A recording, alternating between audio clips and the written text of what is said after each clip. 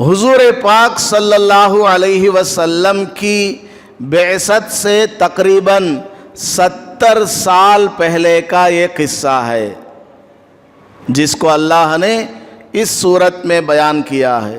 70 سال پہلے کا ایک کافر ظالم بادشاہ تھا، یوسف ذو نواس اس کا نام تھا۔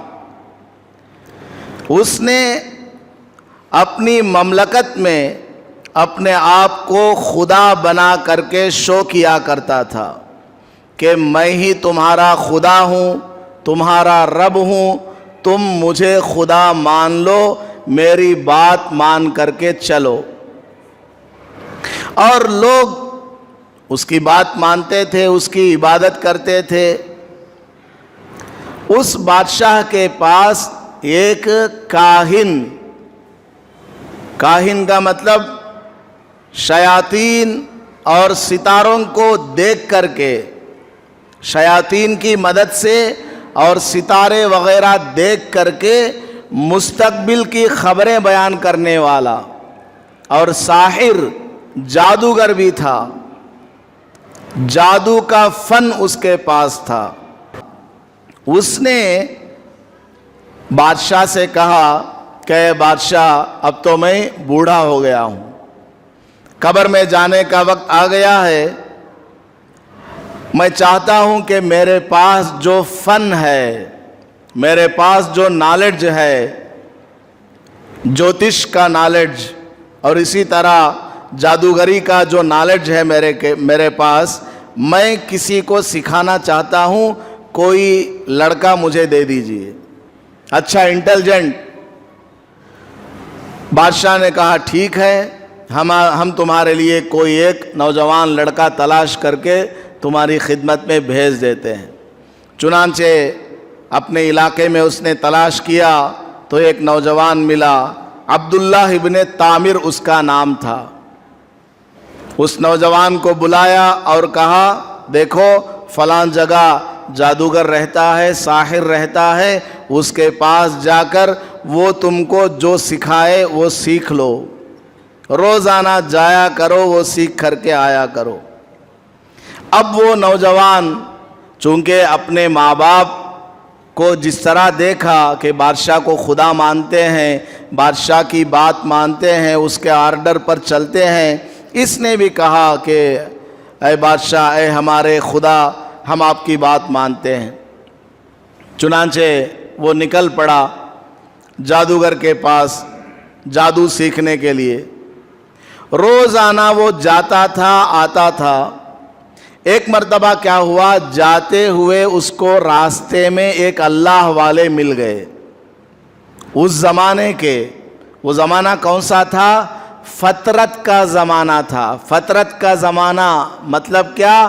ایسا زمانہ جس میں کوئی پیغمبر نہیں، پہلے پیغمبر گزرے ہیں اور بعد کے پیغمبر ابھی تشریف نہیں لائے ہیں۔ حضور پاک صلی اللہ علیہ وسلم سے 70 سال پہلے کا یہ واقعہ ہے۔ اس سے کافی سال پہلے حضرت عیسیٰ علیہ السلام زندہ اپنے جسم سمیت آسمان پر اٹھا لیے گئے، موت آ کر کے نہیں، زندہ حضرت عیسیٰ علیہ السلام کو اللہ نے آسمانوں پر اٹھا لیا تھا۔ انہوں نے دعا مانگی تھی، اے اللہ مجھے حضور پاک صلی اللہ علیہ وسلم کا امتی بنا۔ ان کی دعا قبول ہو گئی، اللہ نے ان کو زندہ آسمانوں پر اٹھا لیا۔ اب تشریف لائیں گے تو حضرت عیسیٰ علیہ السلام کے کافی سال بعد کا یہ واقعہ ہے۔ حضور صلی اللہ علیہ وسلم سے 70 سال پہلے کا یہ واقعہ ہے۔ تو یہ نوجوان لڑکا بادشاہ کے حکم پر جادو سیکھنے کے لیے روزانہ جاتا آتا تھا، تو راستے میں ایک اللہ والے ملے، حضرت عیسیٰ علیہ السلام کی شریعت پر عمل کرنے والے، راہب ان کو کہا جاتا ہے۔ اور وہ عجیب و غریب بات کرنے لگے، تو اس نوجوان کو اس اللہ والے کی بات سمجھ میں آ گئی۔ یہاں رک کر کے ایک بات سمجھنا ہے، وہ کیا ہے؟ नौजवान के दिल में बात जल्दी उतरती है। किसके दिल में? नौजवान के दिल में बात जल्दी से उतरती है। इसीलिए अपनी औलाद को मस्जिद भेजा करें, सुबह में उठाया करें 4:30 बजे कि बेटा उठ, तहज्जुद पढ़, वजू कर, मस्जिद जा, तफसीर कुरान सुनो, हदीस सुनो। नौजवान के दिल में जब बात उतर जाती है, जिंदगी भर उसको कोई भटका नहीं सकता। नौजवानों को आगे बढ़ाने की बहुत ज़्यादा ज़रूरत है। अफसोस का मकाम है, सारे बूढ़े बूढ़े लोग मस्जिद में पहले आ जाते हैं और सारे नौजवान पबजी गेम खेलते रहते हैं। कोई टिकटॉक में, कोई खबरस्तान में लगा हुआ है और बिल्कुल आखिर में आते हैं। कैसे हमारी नौजवान नस्ल तरक्की कर सकती है? तो उस नौजवान के दिल में उस अल्लाह वाले की बात असर करने लग गई, उसका दिल चेंज होने लगा। अब रोजाना वो जाता, अल्लाह वाले की बात सुनने में कुछ वक्त लगता, जादूगर के पास पहुंचने में लेट हो जाता, ताखीर हो जाती, तो जादूगर उस बच्चे को मारता था। क्यों लेट से आया? और वापस आते आते उस बच्चे का दिल चाहता एक और बार अल्लाह वाले की दीदार कर लूं, एक और बार अल्लाह वाला जो दर्स दे रहा है, जो मुझे पढ़ाता है, एक बार सबक पढ़ लूं, फिर घर को चला जाऊं। तो जादूगर से जादू का इल्म सीखते हुए वापस आते आते अल्लाह वाले से और दीन की बातें सुनकर घर जाता, तो घर पहुंचने में लेट हो जाता था। तो उधर माँ बाप मारते, जाते हुए जादूगर मारता, वापस आते हुए माँ बाप मारते। पिटाई खाने के लिए नौजवान तैयार है, लेकिन अल्लाह वाले से दीन की बात, अल्लाह की बात सुनने से बेजार नहीं है, मार खाता है। इस तरह जाता गया, आता गया, जाता गया, आता गया, उसके दिल में ईमान पुख्ता होता गया अल्लाह पर कि एक खुदा अल्लाह है जिसने ज़मीन और आसमान को, चांद सूरज को, इंसानों को, जिन्नातों को, दरिंदों को, परिंदों को बनाया है। मेरा भी खुदा अल्लाह है। ये जो बादशाह हमारे मुल्क का है, मुल्क यमन का वाक़या है, इस बादशाह का खुदा भी अल्लाह है। ये उसके दिल में बैठ गया। एक दिन क्या हुआ, वो अपने घर वापस लौट रहा था तो शहर के अंदर हंगामा मचा हुआ है। क्या हुआ भाई? कोई अजीब जानवर आ गया है जो लोगों का रास्ता रोका हुआ है। लोग इधर नहीं जा सकते, उधर वाले इधर नहीं आ सकते। बाज ने लिखा है कि शेर आ गया, बड़ा अजीब व गरीब, रास्ता रोके हुए है, सब भाग रहे हैं। तो ये नौजवान सोचने लगा, ये यमन का बादशाह यूसुफ ज़ुनवास कहता है कि मैं तुम्हारा रब हूँ, मैं तुम्हारा खुदा हूँ। उधर अल्लाह वाले कहते हैं कि बेटा तेरा मेरा सारी कायनात का रब एक अल्लाह है, आज मैं आजमाता हूँ। तो उस लड़के ने एक पत्थर लिया और दुआ मांगी, ऐ अल्लाह, अगर इस राहिब की बात सही है, अल्लाह वाले की बात सही है, तो इस पत्थर से मैं इस जानवर को मारूंगा तो ये मर जाए। अगर बादशाह की बात सही है, जादूगर की बात सही है कि खुदा यही बादशाह है, तो ये जानवर ना मरे। इस तरह उसने दिल में नियत की, दुआ मांगी और पत्थर लेकर के जानवर को मारा तो वो जानवर मर गया। सारा मजमा देखता रहा, सब लोग बिल्कुल हक्का बक्का होकर के रह गए। क्या माजरा है? एक छोटा सा बच्चा अभी नौजवान है, इसने इतने बड़े जानवर को मार दिया। सबके दिलों में ये बात बैठ गई कि इस नौजवान के अंदर कोई अजीब सी ताकत है। लोग उसके पास आने लग गए इलाज वगैरह कराने के लिए, इलाज वगैरह कराने के लिए आ गए। कोई कोढ़ का मर्ज है, उसने आकर इलाज कराया। एक नाबीना आया, एक नाबीना आया, कहने लगा कि मेरी आंखों की बीनाई वापस आ जाए, कुछ शिफा कर दो। तो उन्होंने, उस नौजवान ने कहा, शिफा देने वाला अल्लाह है, मैं तो दुआ करूँगा। उसने कहा ठीक है दुआ कर दो। تو نوجوان نے کہا شرط ہے کہ تم میری طرح میں جس رب کو خدا مانتا ہوں اس کو تو بھی خدا مان لے، یہ شرط ہے، مسلمان ہو جائے گا میں تیرے لیے دعا کروں گا۔ تو اس نے کہا ٹھیک ہے میں مسلمان ہو جاتا ہوں۔ چنانچہ وہ نابینا مسلمان ہو گیا۔ تو نوجوان نے دعا مانگی، اللہ نے اس نابینا کو بینا بنا دیا، اس کی آنکھوں میں روشنی آ گئی۔ بڑا عجیب معاملہ ہو گیا۔ اب ایک نابینا کی آنکھوں میں بینائی کا واپس لوٹ جانا، without any operation, without any science and technology, اتنا بڑا کام ہو گیا، پورے علاقے میں شور مچ گیا، اور یہ شور پہنچتے پہنچتے بادشاہ کے کانوں تک پہنچ گیا۔ اب بادشاہ نے کیا کیا، یہ کون کون لوگ اس میں شامل ہیں سب کو پکڑ کر کے لاؤ۔ تو دھیرے دھیرے بات معلوم ہوئی وہ ایک اللہ والا ہے جو اس نوجوان کو یہ ساری باتیں سکھاتا ہے۔ اللہ والے کو پکڑا گیا، اس نابینے کو جس کی روشنی آ گئی اس کو پکڑ کر کے لایا گیا، اور اسی طرح اس نوجوان کو بھی پکڑ کر کے لے جایا گیا۔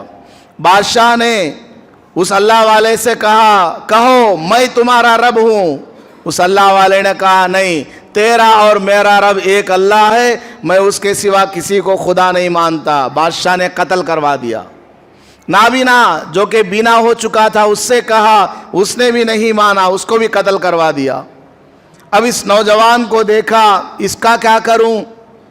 نوجوان سے بھی کہا، نوجوان نے بھی کہا کہ میں نہیں مانتا، تو میرا خدا نہیں ہے، میرا خدا تو صرف ایک اللہ ہے۔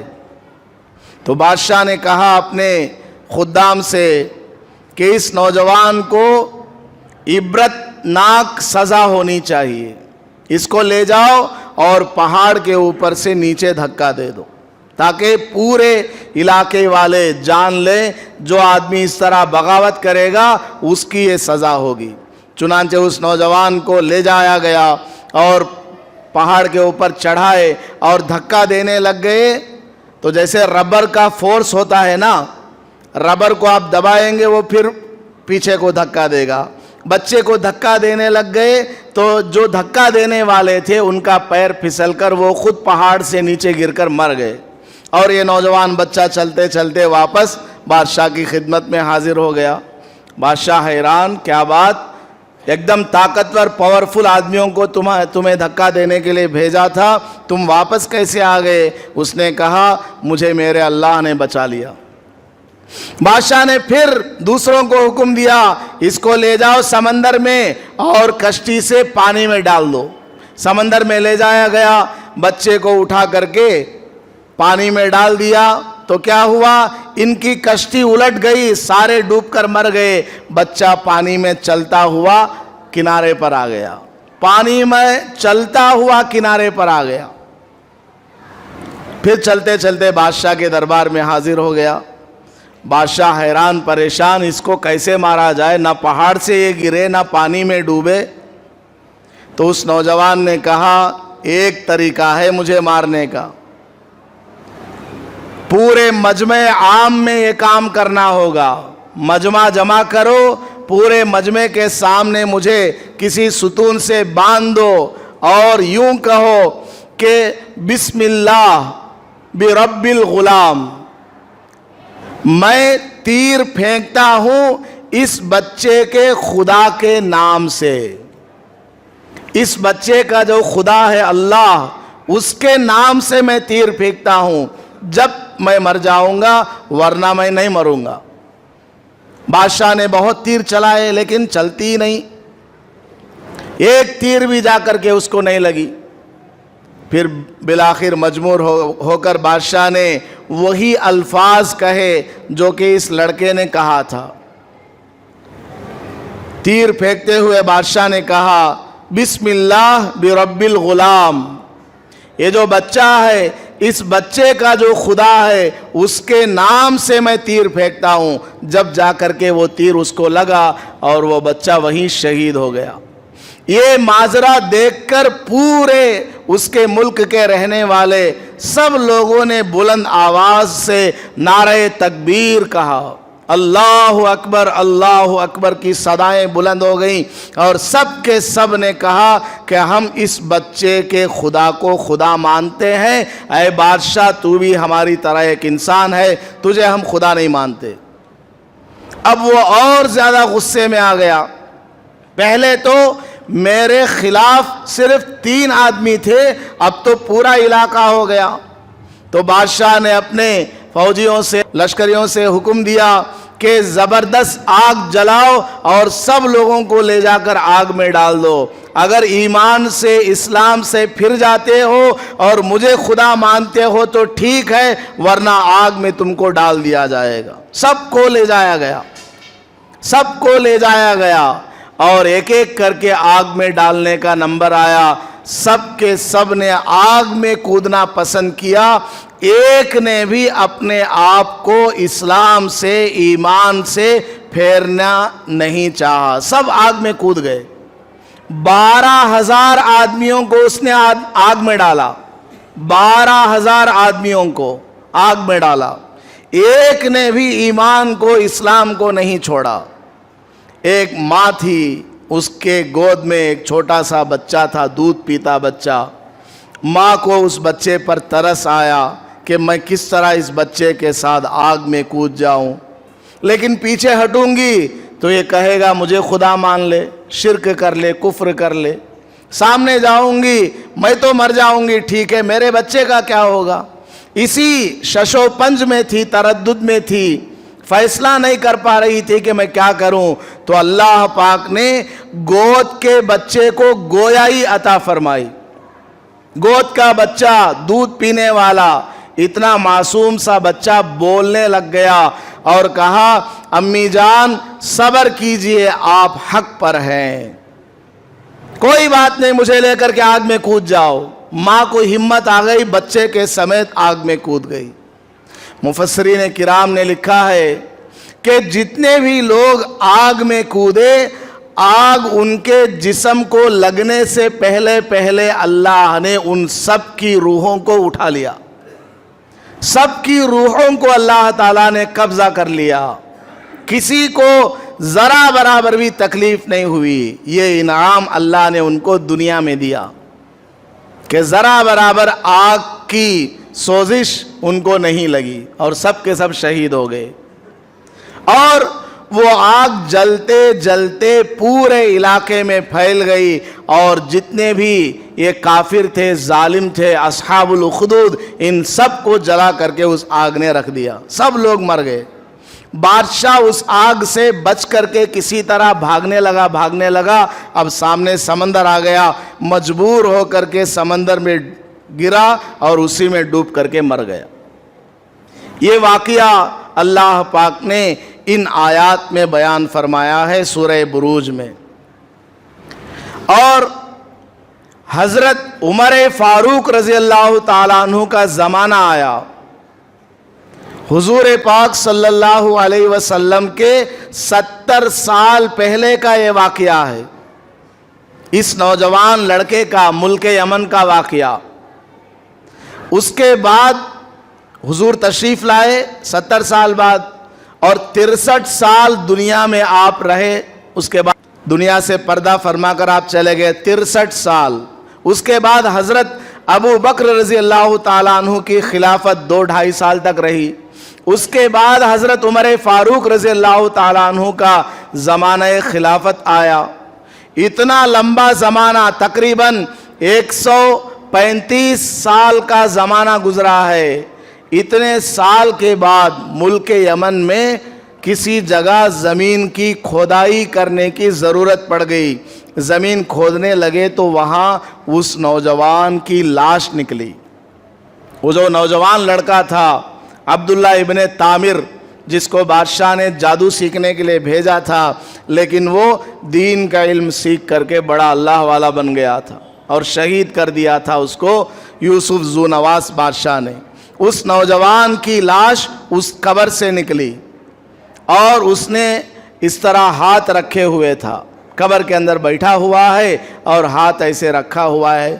ہاتھ کو ہٹایا گیا تو خون رسنے لگا، 135 साल के बाद भी उस नौजवान का जिस्म हू बहू है, एज इट इज, एक बाल को भी जमीन ने नहीं खाया। क्योंकि कुरान करीम कहता है वला तकूलू लिमन युक़तलु फी सबीलिल्लाहि अमवात, जो लोग अल्लाह के रास्ते में ईमान और इस्लाम की खातिर शहीद हो जाते हैं उनको मुर्दे ना कहा करो, बल अहिया, बल्कि वो तो अपनी कब्रों में जिंदा हैं, जमीन उनको टच नहीं करती, नहीं खाती। तो वो नौजवान ऐसे हाथ रखा हुआ है, हाथ हटा करके देखा तो खून रिस रहा था, खून बह रहा था। फिर हाथ को लगाया, हाथ वो खून बंद हो गया। और उस बच्चे के हाथ में एक अंगूठी थी, उसके ऊपर लिखा था अल्लाहु रब्बी, अल्लाहु रब्बी, मेरा रब, मेरा परवरदिगार, मेरा खुदा कौन है? अल्लाह है। यमन का जो गवर्नर था हज़रत उमर फारूक रज़ी अल्लाह ताला अन्हु को ये बात बताई कि इस तरह एक कब्र निकली, एक नौजवान उसमें ज़िंदा है, यानी आखिरी अहवाल, आखिरत के जो अहवाल हैं उसका कोई असर नहीं हुआ है, वो कब्र के अंदर हू बहू है। अब क्या किया जाए? हज़रत उमर रज़ी अल्लाह अन्हु ने फरमाया उस कब्र को इसी तरह फिर से वापस ढक दो। ये कोई अल्लाह वाला है, ये वही है जिसके बारे में हुजूर पाक सल्लल्लाहु अलैहि वसल्लम ने हदीस में बयान फरमाया था। तो देखिए, ईमान वाले जब ईमान पर, इस्लाम पर जम जाते हैं, अल्लाह तबारक व ताला उनके ईमान की कदर करते हैं। दुनिया में भी वो सुरखरू होते हैं और आखिरत में भी वो लोग कामयाब हो जाते हैं। और जितने जालिम हैं जो मुसलमानों पर जुल्म और सितम करते रहते हैं, इनको दुनिया में अगर ये लोग तौबा ना करें, अगर ये लोग अपने जुल्म और सितम से बाज ना आए, तो अल्लाह ताला इनको इसी दुनिया के अंदर गारत करता है और आखिरत के अंदर दर्दनाक अजाब जहन्नम में है, और जहन्नम में ख़ास करके आग से उनको अजाब दिया जाएगा। तो इस वाक़ये को अल्लाह पाक ने कुरान करीम में बयान फरमाया है। ऐसे बेशुमार वाक़यात कुरान करीम में है। इन तमाम वाक़यात को बयान करने का मकसद हमें सबक देना है कि हज़ार मुश्किलें आ जाए, हज़ार मुसीबतें आ जाए, अल्लाह को नाराज़ करने वाला कोई काम ना करो, सब्र करो, मुसीबतों पर सब्र करो, गुनाहों से अपने आप को रोको और नेक आमाल पर जमे रहो। अल्लाह की मदद तुम्हारे साथ रहेगी। चाहे सारी दुनिया की हुकूमतें तुम्हारे खिलाफ हो, एक हुकूमत नहीं, एक स्टेट नहीं, पूरे मुल्क की हुकूमतें, सारे सूबे, सारे स्टेट मुसलमानों के खिलाफ हो जाए, इस्लाम के खिलाफ हो जाए, लेकिन मुसलमान अगर अपने ईमान पर, अपने आमाल पर, अपने इस्लाम पर जमा रहा, इस्लाम का बाल कोई बेगा नहीं कर सकता। किसी माँ के लाल को आज तक माँ ने जन्म नहीं दिया है जो इस्लाम का नाम मिटा करके रखे, नहीं हो सकता, क़यामत तक नहीं हो सकता। यह अल्लाह तबारक व ताला का चैलेंज है, कोई इस्लाम को मिटा नहीं सकता। और जो मुसलमान कामिल ईमान वाले होते हैं, अपने अमाल में पक्के होते हैं, सिर्फ नमाज नहीं, सिर्फ हज नहीं, सिर्फ रमज़ान के रोज़े नहीं, मुकम्मल, या अय्युहल्लज़ीना आमनू उदखुलू फिस्सिल्मि काफ़ा, ईमान वालो इस्लाम में पूरे के पूरे दाखिल हो जाओ। आधा तीतर आधा बुटेर नहीं चलेगा, कंप्लीट तुमको मुसलमान बनना होगा, कंप्लीट, मुकम्मल। जो आदमी ईमान वाला होगा, मुसलमान होगा, उसको कोई कुछ नहीं कर सकता। वो अपने ईमान से ज़रा बराबर इधर उधर हट नहीं सकता। सारी दुनिया की मुश्किलें आ जाए, परेशानियां आ जाए, उसको पता है कि दुनिया एक टेम्परवरी ज़िंदगी है, आर्जी ज़िंदगी है, यहाँ पर हमें अल्लाह का हुक्म पूरा करते हुए ज़िंदगी गुजारना है। मरने की बाद वाली ज़िंदगी असल ज़िंदगी है। उसका टारगेट, اس کا گول آخرت ہوتا ہے، اللہ کی رضا ہوتی ہے، اس لیے وہ اپنے اسلام پر، ایمان پر جمع رہتا ہے۔ اللہ تعالیٰ ایسے لوگوں کو کامیابی دیتا رہتا ہے۔ یہ لوگ مٹھی بھر ہوتے ہیں، یہ لوگ تعداد میں بہت کم ہوتے ہیں، لیکن بڑی بڑی جماعتوں کا یہ مقابلہ کر لیتے ہیں۔ ظاہری اعتبار سے ان کے پاس کوئی مقابلے کے لیے اسباب نہیں ہوتے، مقابلہ کرنے کے لیے ظاہری اعتبار سے کوئی اسباب نہیں ہوتے، لیکن ان کا ایمانی پاور، ایمانی طاقت ان کی ایسی ہوتی ہے کہ بڑے سے بڑے طاقتور حکمران بھی اپنا قدم پیچھے ہٹا لیتے ہیں۔ تو ہمیں اپنا ایمان مضبوط کرنے کی ضرورت ہے، ایک اللہ سے اپنا تعلق مضبوط کرنے کی ضرورت ہے، اللہ کے احکامات پر، قرآن اور حدیث کے جو ارشادات ہیں ان کے اوپر ہمیں کامل طور پر اترنے کی ضرورت ہے، تب جا کر کے ہم دنیا کے اندر بھی کامیاب ہوں گے اور آخرت کے اندر بھی کامیاب ہوں گے۔ صرف دعا کرنے سے، آمین کہنے سے کام نہیں چلے گا، ارادہ کرنا ہے اور قدم بڑھانا ہے۔ صرف آمین کہہ دینے سے کچھ نہیں ہوتا، ساری دنیا والے آمین کہیں کچھ نہیں ہوگا، بلکہ آمین کے بعد ارادہ کرنا، ندامت، اپنے گناہوں سے سچے دل سے توبہ اور استغفار کرنا اور قدم آگے بڑھانا ہے کہ ہمیں آج سے پکا مسلمان بننا، میرا جو بھی کام ہوگا مسلمانوں والا ہوگا، شادی کروں گا، کاروبار کروں گا، جو بھی لوگوں کے ساتھ معاملات ہیں، لین دین ہے، سب مجھے اسلامی طریقے پر کرنا ہے، تب جا کر کے اللہ کی مدد آئے گی۔ وَكَانَ حَقًّا عَلَيْنَا نَصْرُ الْمُؤْمِنِينَ، اللہ نے فرمایا ہے کہ اللہ تعالیٰ نے اپنے اوپر واجب کر لیا ہے، لازم کر لیا ہے۔ اللہ تعالیٰ کے اوپر کوئی چیز فرض نہیں، کوئی چیز واجب نہیں، کوئی چیز لازم نہیں، لیکن اللہ تعالیٰ وعدہ کرتا ہے کہ میں نے اپنے اوپر لازم اور واجب کر لیا ہے، جو آدمی کامل ایمان والا ہوگا نصر، مدد اس کے ساتھ آئے گی، اللہ کی نصرت اس کے ساتھ رہے گی۔ اللہ پاک ہمیں ان باتوں پر عمل کرنے کی توفیق عطا فرمائے، آمین۔ وآخر دعوانا ان الحمدللہ رب العالمین۔